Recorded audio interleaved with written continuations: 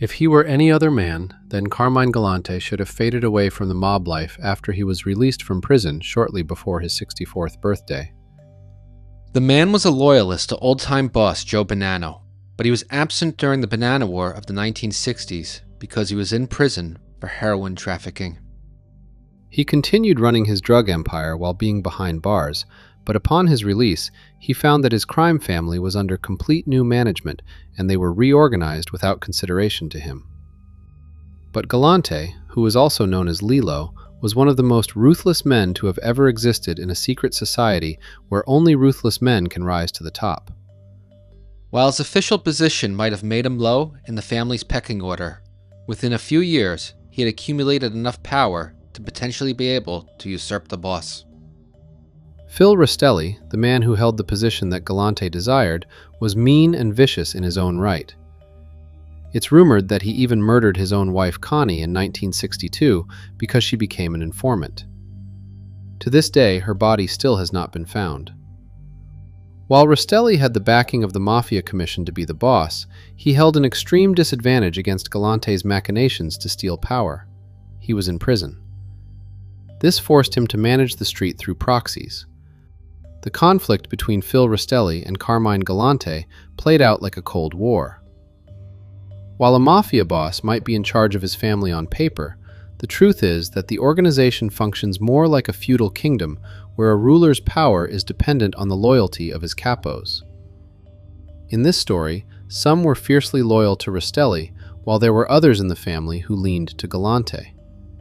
Neither side was eager to make an overt move against the other out of fear that a long war could break out that would disrupt the primary purpose of the mob, which is to make money. At the same time, most capos and their crews attempted to stay neutral out of fear that they might pick a losing side or become an early casualty when the violence broke out.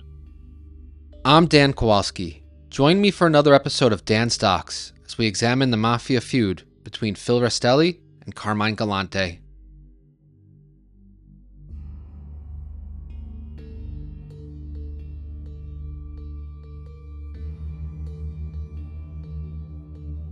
Carmine Galante was 8 years older than Phil Rastelli, but the two men might as well have been a generation apart. Born in 1910, Galante is believed to have become a made member of the Bonanno family in either the late 1930s or early 40s. One of his primary businesses was importing heroin into the United States as a wholesaler. Despite the myth of the mob being against drug dealing, this revenue stream was embraced by Joe Bonanno, since it filled his pockets with a lot of money. By the 1950s, Galante was a powerful captain in the family, and he was in attendance at the Appalachian Conference. Some sources say he was Bonanno's consigliere, while others say he was only a powerful capo. Interestingly, Galante is not mentioned once in Joe Bonanno's 1983 autobiography. Presumably, Joe Bonanno knew that admitting an association with a big-time drug trafficker could open him up for prosecution, despite stepping down as the boss 15 years earlier. Bonanno was also savvy enough to know that admitting to selling poison would cut against the image he was trying to cultivate as a man of honor. The Bureau of Narcotics had Galante on their radar before 1957. In fact, it was this agency which first discovered that there was a massive national conspiracy going on across the United States between the various mafia groups. But once Galante was arrested in upstate New York at the Appalachian Conference, he became a priority for the FBI. In 1959, he was sentenced to prison for running a heroin empire. First, he did his time in Atlanta, but was later transferred to Lewisburg. This was still the golden age of the Mafia, and when mobsters were sent to prison, they tended to run their own wing by bribing the guards for extra freedoms. This enabled Galante to continue running his drug operations from behind bars. When the Banana War broke out in 1965, Galante was said to have been a supporter of boss Joe Bonanno, but because he was in prison, there was little he could do in terms of fighting. Also, knowing how opportunistic the man was, it is strongly possible that he might have switched sides and made a play for the throne if he had been on the streets. Phil Rastelli was born in 1918, which makes him the prime age for serving in World War II. except he didn't. It's possible that by 1941 he already had a criminal record that disqualified him from serving, or he might have had corrupt contacts that gave him a deferment. Either way, he made the most of the wartime by furthering his criminal activities. It's believed that he became made into the Bonanno family during the late 1940s. While he was a soldier in the family in the 1950s, it's been alleged that Rastelli and another associate shot a man named Michael Russo, but he survived. Rastelli's wife Connie attempted to bribe Russo's wife, Rose, to get her husband to not identify Rastelli as his shooter. Rose refused, and a few months later, Russo was shot again, and this time killed. Rose went to the police and told them about Connie's attempted bribe. Connie was indicted, but it's unclear if she was convicted or if she spent any time in prison. While Phil Rastelli was considered cool and calculating, Connie Rastelli was much more volatile. Once, when she learned that her husband had taken up with a mistress in Canada, she traveled there and beat the young woman brutally. She then warned her husband that if he cheated again, she would kill him. Rastelli did not take the threat seriously enough and continued to philander. In one argument the couple had, Connie shot her husband 2 times, though the wounds weren't serious. But being shot by his wife was enough for Rastelli to tell Connie that they were over. Not willing to accept this, she tried to hurt her husband further by talking to the police about his activities. Shortly after this, she vanished in 1962 without a trace. It's presumed that he killed her, and the body has never been found.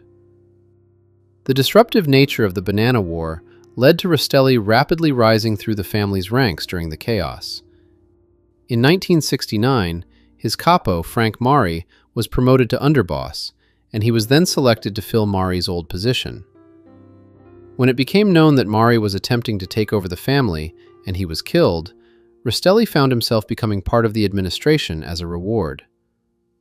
By the end of 1969, with the elimination of Frank Mari and his partner Michael Adamo, newly installed boss Paul Sciacca attempted to unite the family again. The Bonanno War was fought between those loyal to Joe Bonanno and those loyal to longtime capo regime Gaspare Di Gregorio, who felt that the old-timers were being screwed by the greedy boss. This conflict had split the family into 3 factions: the rebel old-timers, the loyalist old-timers, and the young up-and-coming generation who didn't really have a side in either fight. Sciacca was from the rebel ranks, while his underboss, Natale Evola, was a Bonanno loyalist. Newly promoted consigliere Phil Rastelli represented the younger faction. With all 3 sides having a say in the running of the family, peace and prosperity should have returned, but it didn't. On May 13, 1971, Paul Sciacca was indicted for selling $100,000 worth of heroin. The charges would later be dismissed, but officially, it said that he was suffering from various health problems at this moment and chose to retire. He died from natural causes in 1986 at the age of 77. So it's possible that there might have been some behind-the-scenes power struggles that we just don't know about, because the people that were involved in it have long since died, and those details have been lost to time. The crown passed to Natale Evola, but he did not last long as he died from lung cancer on August 28, 1973. Rastelli was promoted to be Evola's number 2 guy, and following the man's death, Rastelli ran the family as part of his underboss duties. A couple of months later, a vote was held among the capos, and he won the election to be the new boss. In February of 1974, the commission approved his position during a meeting held at the Americana Hotel.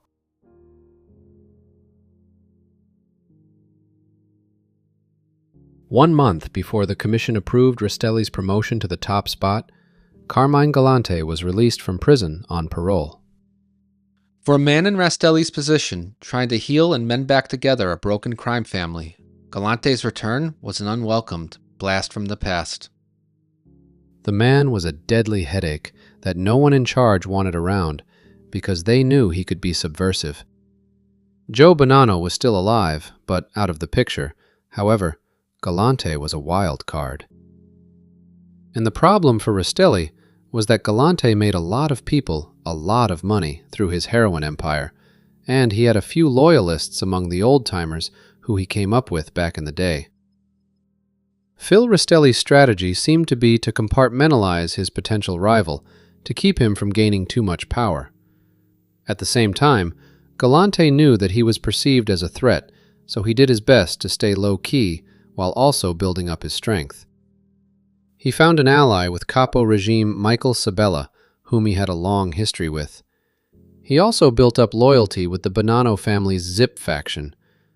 Zips was a derogatory name that the American-born Mafia members gave to the Sicilian-born imported ones. They called them this because those guys spoke Italian so fast that the Americans couldn't understand it and the words just seemed to zip on by.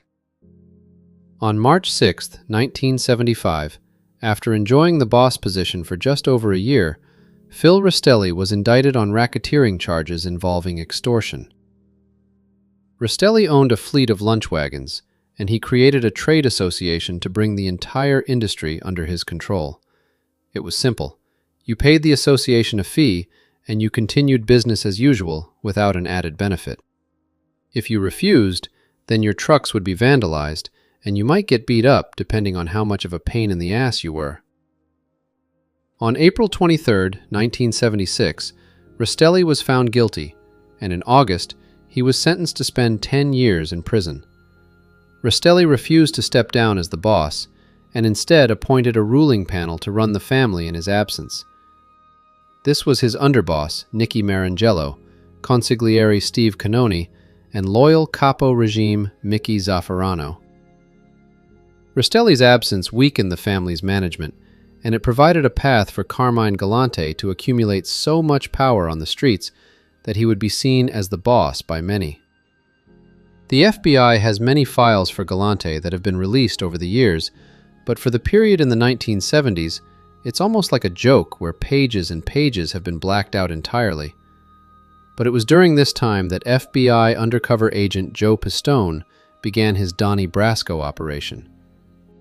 In fact, when Pistone first infiltrated, he was under the impression that Galante was the boss of the family. The turmoil in the family during the 1970s, because of Galante's rise to power and his refusal to obey the rules, provided an opportunity for Donnie Brasco to infiltrate the family and cozy up to its members, despite being an outsider to their city. Pistone never met Galante, but he heard plenty about the man. Here is what Bonanno soldier and hitman Lefty Ruggiero said about him. "You don't know how mean this guy is, Donnie. Lilo is a mean son of a bitch, a tyrant. That's just me telling you. It don't go no further. A lot of people hate him. They feel he's only out for himself. He's the only one making any money. There's only a few people that he's close to. And mainly that's the Zips, like Caesar, and those that you see around Toyland. Those guys are always with him. He brought them over from Sicily, and he uses them for different pieces of work, and for dealing all that junk. They're as mean as he is. You can't trust those bastard Zips. Nobody can. Except the old man. He can trust them because he brought them over here, and he can control them. Everybody else has to steer clear of him. There's a lot of people out there who would like to see him get whacked." In his book, Pistone provides one of the best descriptions of the Mafia that I have ever read. In one passage, he called them primarily a group of thieves, where some are murderers. He says that everyone is kept in line by the hierarchy, meaning that you had tough guys who were afraid of the even tougher guys. At the same time, you had frail old men who were killers in their prime, directing everything, and those men had the power to have people killed with just a simple order. Carmine Galante was one of the meanest of the meanest. His heroin operations were making a lot of people a lot of money. And in the Mafia, cash is what buys loyalty. Because he was making them rich, the Zips and other factions of the family were on his side, while many others were too scared to get off the fence. And some capos didn't really care who the boss was, as their primary focus was to look after themselves. That seemed to be the position of the infamous 3 capos, until it was no longer possible to not pick a side. Galante was never the official boss or given a leadership role by Rastelli, But he created his own power by being his own boss. And no one was willing to stop him for a long time because they were unable to game out what his reaction might be to an aggressive move on their part. During the 1970s, there's estimated to be between 8 and 12 crews within the Bonanno family. The reason we don't have an exact number is because none of the members from that family ever flipped during the 20th century. And while Joe Pistone gained a lot of intel from his time as Donnie Brasco, he was at the bottom of the ladder and didn't have a bird's eye view. But using what information we do have, we can deduce that Galante's power came from Zip Capo Regime Cesare Bonventre. Plus, he probably had the backing of the Canadian crew. Capo Regime Michael Sabella was also in his corner. Lefty Ruggiero was part of Sabella's crew, and he brought Brasco to a restaurant one night in Little Italy so they could provide security for Galante, who Lefty referred to as the boss. But outside of the rules of the hierarchy, Lefty had no love for the man. Rastelli had his ruling panel, but it seemed like his underboss, Nicky Marangello, was more interested in ceding ground to preserve peace than he was about taking a stand. But Capo Regime Joe Massino was firmly in his corner, as Rastelli was his mentor. The three capos, Alphonse Indelicato, Big Trin Trinchera, and Philly Lucky Giacone, all seemed to bide their time by not picking a side. Other Bonanno capos like Joe Ziccarelli and Nicky DeStefano also feigned neutrality. Those non-allied crews represented about half of the total strength of the Bonanno family. Any move by one side of this conflict would need to consider what the reaction of these men might be. The wrong play could turn them to the other side, and then you would be vastly outnumbered. The Rastelli faction seemed to be stalling for time rather than outright attacking Galante. Galante, in turn, interpreted this lack of action to be weakness. He never officially recognized Rastelli to be the boss of the family, as he thought that the guy was a plant from the commission. In fact, Galante figured that given his history and ties to Bonanno, the job would have naturally been his had he not been in prison. As he interpreted his strength as growing every day, hubris began to cloud his judgment. Maybe it was his time under Joe Bonanno that installed in him his arrogance, but he started to believe that he was bigger than the whole of Cosa Nostra. Remember that the Mafia is not an honorable society. Its purpose is for criminals to make money, and they find strength from being in a network. But in order for that network to stay glued together, money needs to flow among the hierarchies. Holding back more than you were supposed to pass on is grounds for a death sentence. But Galante by now was seeing himself as untouchable because he was able to get away with so much so far. Knowing that money was the basis of his power, he increased his heroin deals with Sicilian exporters. He viewed himself as the sole rent collector of this business and declared that anyone dealing heroin needed to kick up money to him. He also decided that this money would not be shared with the other families. Now, the other families had their own drug dealing operations, even if they said otherwise, and Galante's consolidation of the business was not peaceful. Carlo Gambino had a zero-tolerance policy when it came to drug dealing because he understood that the draconian sentences could cause made guys to flip. But his successor, Paul Castellano, continued this in name only, while willingly looking the other way when drug money tribute came to him. Galante went after drug dealers that were either part of or associated with the Gambino family, and it's been said that he even had the son of a made man killed just to send a message. While the family was still officially against the drug business, this was aggression that could not be ignored. Plus, Galante was also starting to shake down capos that were formally neutral, demanding their recognition and tribute. It's also said that he would allow batches of his pure heroin to enter the streets so that addicts would overdose and die. This was a marketing strategy for the junkies, as it created word that this heroin was so good you only needed a small amount of it to get high and could then stretch out your money. This was an intentional choice that had zero regard for the collateral damage it caused.